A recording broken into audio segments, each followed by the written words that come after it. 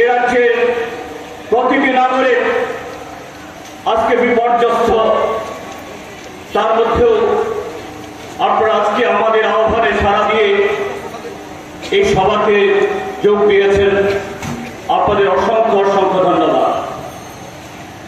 বন্ধুরা, আমাদের পঞ্জিকায় ক্যালেন্ডারে এখন উৎসবের মরশুম, উৎসবের মাস। কিন্তু ত্রিপুরা যে বিজেপি নেতৃত্বের জোট সরকার শুধু এই মাসটাকে না, আমাদের প্রায় প্রতিদিন যাচ্ছে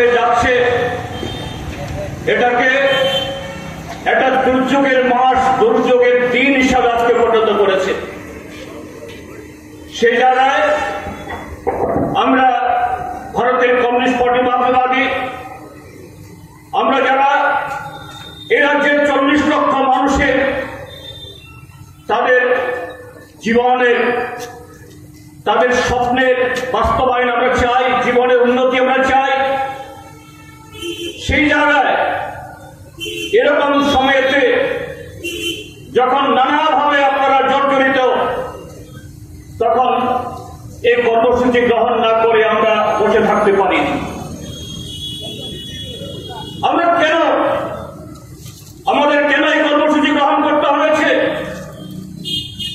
শুধু আমরা ভারতের কমিউনিস্ট পার্টি মার্ক্সবাদী বা এই রাজ্যের অন্যান্য গণতান্ত্রিক ধর্মনিরপেক্ষ দলগুলো না,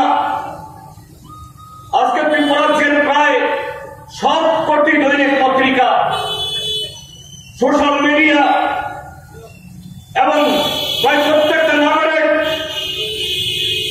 আজকে বলতে বাধ্য হচ্ছেন, উপলব্ধি করতে বাধ্য হচ্ছেন।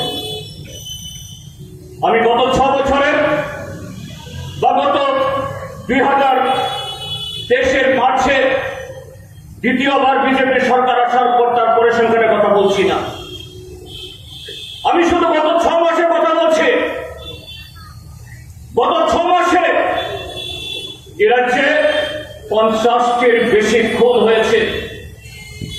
তার মানে হলো প্রায় প্রতি মাসে 8-9 জন করে সেখানে খুন হচ্ছে, এবং সেই খুনের একজন আসামে ধরা পড়ছে না।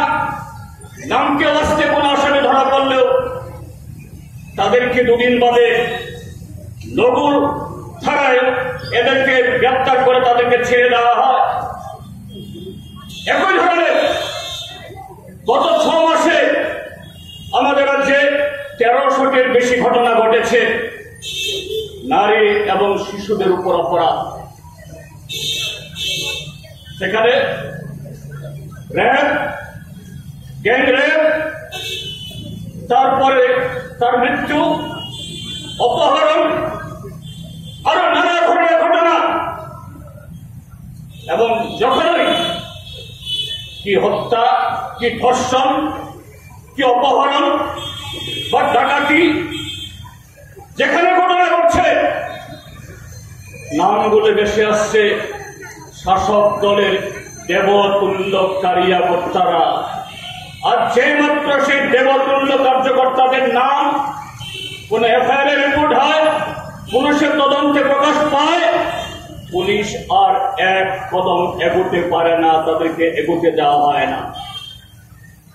অপরাধের বিরুদ্ধে কোন ব্যবস্থা সেখানে গ্রহণ করতে পারে না। কিন্তু বন্ধুরা, আজকে সারা দেশের তুলনায় যদি আজকে দেখা যায়,